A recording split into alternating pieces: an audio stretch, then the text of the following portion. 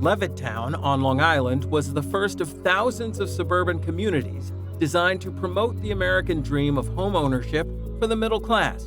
But it was also designed to leave Black Americans out, something Dolores Quintine found out firsthand when she and her husband went to buy a house there 6 decades ago. The guy said, "You knows what, you get your out of here because we don't sell the."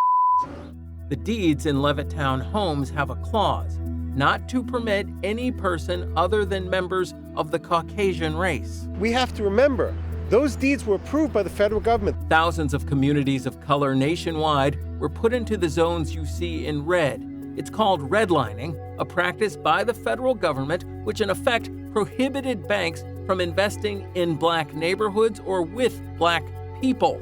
The result is that most white Americans have lived separately from Blacks for generations. What do we want? Justice! What do we want? Now! A fact emphasized by protesters today looking to change the landscape.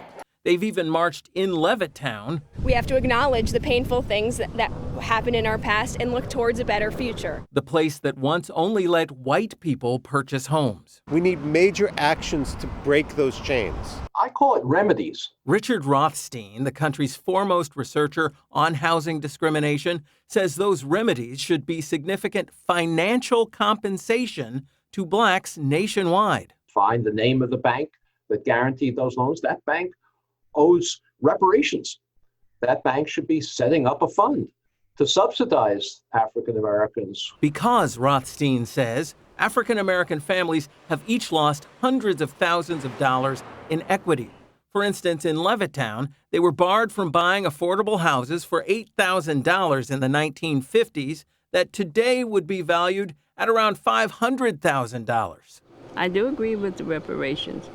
And if it comes to pass, I don't know, but if it does come to pass, it should have been a long time ago. And could be a long time from now, if ever. In the meantime, there are other measures attempting to challenge American inequities. Right here in New Jersey and in Massachusetts, state laws provide for what's called fair share housing. It's where at least 10% of all new housing in every community in the state must include homes for low-income residents who tend to be people of color. Mount Laurel, New Jersey, had to adopt fair share housing 20 years ago. And while critics feared crime would rise and school test scores would drop, instead, property values rose, and what dropped were obstacles for advancement for kids of color in the local schools. Do you recommend that they do more?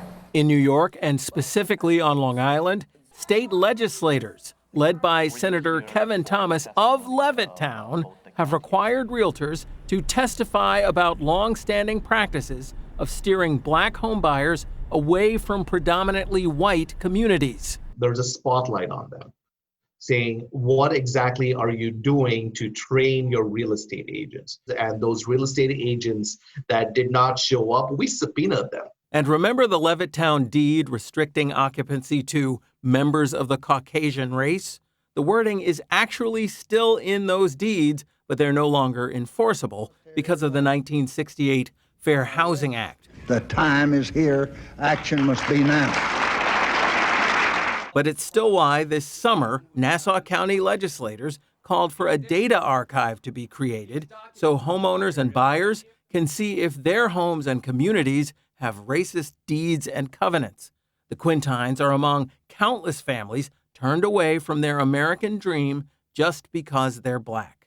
But Irwin Quintine, the father, actually became a prominent fair housing activist, as pointed out on this plaque on the town building bearing his name and in this state proclamation.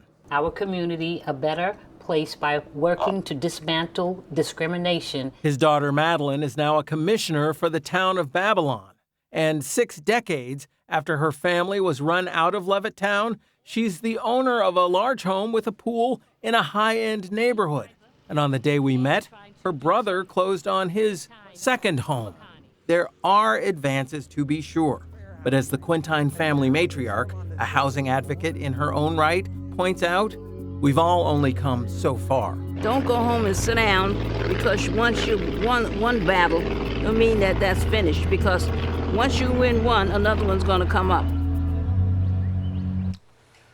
All right. Well, that's James Ford reporting. You know, James, we did hear Dolores Quintine say there are a lot more battles to be fought. So what else lies ahead in the fight for housing discrimination and reparations? Well, Craig and Tamsin, for one, you may recall that in the story, a state senator said that any realtors who didn't respond to invitations to testify about discrimination were subpoenaed. Those subpoenas, which are not easy to obtain, have been sent out, and the state Senate says a hearing with Coldwell Banker, RE/MAX, Keller Williams, and Realty Connect USA is scheduled for later this month. Erwin Quintine unfortunately passed away and will not get to see this important moment